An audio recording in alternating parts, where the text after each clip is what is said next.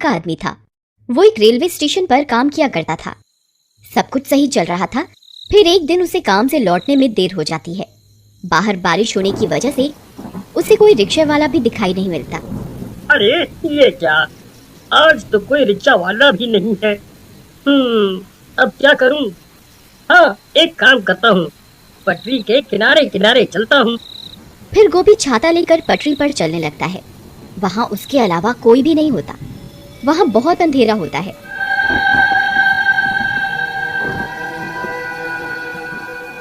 हे भगवान, यहाँ तो बहुत अंधेरा है।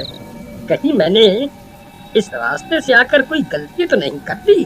तभी पीछे से कोई उसका नाम पुकारता है, गोपी गोपी। अरे मर गए रे, यहाँ तो कोई भी नहीं है। फिर पीछे से मेरा नाम कौन पुकार रहा है?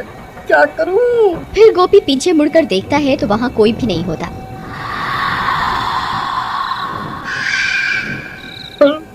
अरे यहाँ तो कोई भी नहीं है। हे भगवान, कहीं वो अफवाह सच तो नहीं? नहीं नहीं, ऐसा नहीं हो सकता। फिर वो भागना शुरू कर देता है और भागते भागते अपने घर पहुंच जाता है। अरे सीमा, जल्दी दरवाजा खोलो। सीमा सीमा, अरे जल्दी दरवाजा खोलो। अरे जल्दी खोलो। अजी क्या हुआ? आप इतने घबराए हुए क्यों हो? ऐसा क्या हो गया? अरे जल्दी अंदर चलो, आज तो मैं बाल बाल बच गया। बाहर बारिश होने की वजह से आज मुझे घर के लिए कोई रिक्शा नहीं मिला। इस वजह से मैं पटरियों के रास्ते से घर आने लगा। तभी किसी औरत ने मेरा नाम पुकारा। मैंने पीछे मुड़कर देखा, वहाँ कोई नहीं था। हे भगवान, आपने पीछे मुड़कर क्यों देखा? ये आपने क्या कर दिया? आपको पता नहीं था क्या? सब गांव वालों का कहना है कि अगर कोई औरत पटरियों पर तुम्हें पुकारे तो पीछे मुड़कर नहीं देखना, नहीं तो वो औरत तुम्हारे साथ तुम्हारे घर आ जाएगी। अरे मर गए, ये तुम क्या बोल रही हो सीमा? मैंने तो पीछे मुड़कर देखा था, लेकिन मुझे वहाँ कोई दिखाई नहीं दिया। अब क्या होगा? क्या वो चुड़ैल मेरे पीछे पीछे घर तक आ जाएगी? तभी कोई जोर जोर से उनके घर का दरवाजा पीटने लगता है। अरे मर गए रे, ये इतनी रात का कौन आ गया? हाय रे, कहीं वो चुड़ैल तो नहीं आ गई? सीमा, तुम जाकर देखो ना, कौन है? फिर सीमा दरवाजा खोलने जाती है। फिर जैसे ही सीमा दरवाजा खोलती है तो उसे वहाँ कोई दिखाई नहीं देता। अरे यहाँ तो कोई भी नहीं है। फिर सीमा दरवाजा बंद कर देती है और कमरे की ओर जाने लगती है कि तभी फिर से कोई दरवाजा खटखटाता है। अरे अब फिर से कौन आ गया? अभी तो कोई भी नहीं था। सीमा फिर से दरवाजा खोलती है लेकिन बाहर कोई भी नहीं होता। लगता है कोई बच्चा शरारत कर रहा है। फिर सीमा दरवाजा बंद कर लेती है, लेकिन बाहर कोई गोपी का इंतजार कर रहा होता है। उसे इंतजार होता है गोपी का। अरे सीमा, लगता है कोई शरारत कर रहा है। तभी फिर से दरवाजे पर दस्तक होती है। सीमा, इस बार मैं जाता हूँ, तुम यहीं रुको। अभी इन बच्चों को सबक सिखाता हूँ। फिर गोपी दरवाजा खोलने जाता है और जैसे ही दरवाजा खोलता है उसकी आंखें फटी की फटी रह जाती हैं। तभी गोपी की चीखने की आवाज आती है। अजी अजी क्या हुआ? आप ठीक तो है ना? फिर सीमा भागते हुए दरवाजे पर जाती है, लेकिन गोपी का कोई नामो निशान नहीं होता। हे भगवान, ये कहाँ चले गए? तभी एक गांव वाला सीमा के घर के पास भागता हुआ आता है। अरे सीमा बहन, अनर्थ हो गया। तुम्हारे घर एक औरत सफेद साड़ी में आई और गोपी भाई को घसीटते हुए अपने साथ पटरियों की तरफ ले गई। लेकिन ये कैसे हो सकता है? भला एक औरत इन्हें कैसे घसीट सकती है? अरे बहना, वह कोई आम औरत नहीं थी। उसके पैर उल्टे थे। वो वही चुड़ैल थी जिसे लोगों ने अक्सर पटरियों पर चलते हुए देखा है। हे भगवान, वीरू भैया, हमें इन्हें बचाना होगा। आप चलिए मेरे साथ। फिर वे लोग अपने साथ कुछ गांव वालों को लेकर उन रेल की पटरियों की तरफ जाते हैं। वहाँ बहुत अंधेरा होता है। अरे गोपी भाई, आप कहाँ हैं? गोपी भैया, क्या आप मुझे सुन सकते हैं? अरे भाइयों, मैं यहाँ हूँ। इधर देखो आगे की तरफ, मुझे बचाओ, कोई मेरी मदद करो। अरे ये तो गोपी भैया की आवाज है। ये तो सामने से आ रही है। चलो भाइयों। फिर वे लोग दौड़ते हुए गोपी की आवाज का पीछा करने लगते हैं और कुछ ही देर में वहां पहुंच जाते हैं। वहां पहुंचकर उनकी आंखें फटी की फटी रह जाती हैं। चुड़ैल ने गोपी को रेल की पटरियों के बीच गाड़ रखा होता है। गोपी का सर बाहर होता है और बाकी का शरीर जमीन के अंदर होता है।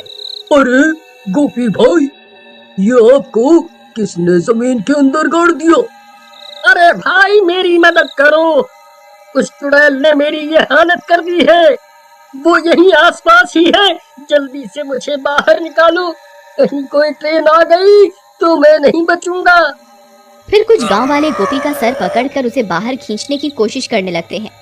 आई मम्मी, आई, अरे नाज मीठू, ये क्या कर रहे हो? मेरी गर्दन धड़ से अलग करना चाहते हो क्या? आई आई। तभी डरावनी डरावनी आवाजें आने लगती हैं।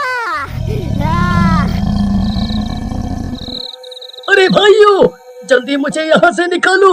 मैं उस चुड़ैल को महसूस कर सकता हूँ, वो यहीं कहीं है, जल्दी करो। तभी वो चुड़ैल वहाँ पहुँच जाती है। चुड़ैल को अपने सामने देखकर सबकी हालत खराब हो जाती है। अरे मर गए रे, ये तो वही पटरियों पर घूमने वाली चुड़ैल है। अब क्या करें? भाइयों, मैं तो कहता हूँ जल्दी से यहाँ से निकल लेते हैं, नहीं तो ये किसी को जिंदा नहीं छोड़ेगी। अरे कमबख्त, मुझे यहाँ अकेला छोड़कर जाने की बात कर रहा है, मेरा क्या होगा? नहीं नहीं, मैं इन्हें अकेला छोड़कर कहीं नहीं जाऊंगी। तभी उन्हें ट्रेन की सायरन की आवाज आती है। आई मम्मी, ये तो ट्रेन की आवाज है भाई। अरे मर गया रे, अब मैं नहीं बचूंगा।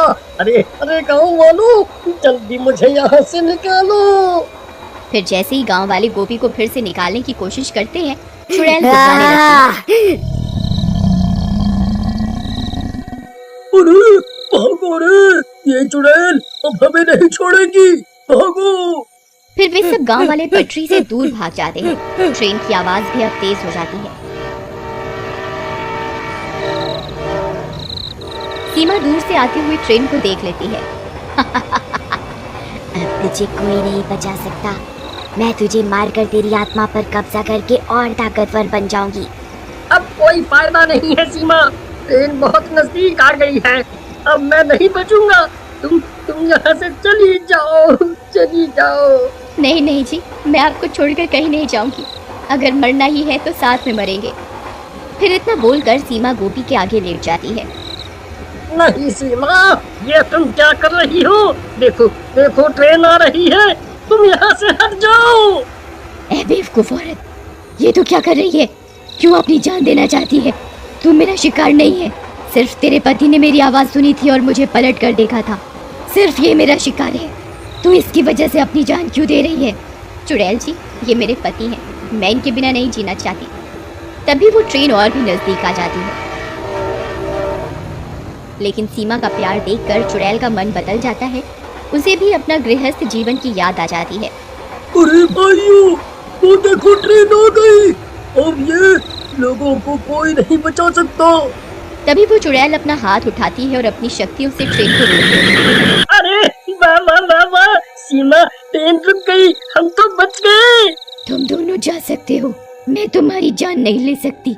मेरा एक काम करना, यहाँ झाड़ियों में मेरी लाश पड़ी हुई है, उसका अंतिम संस्कार कर दो।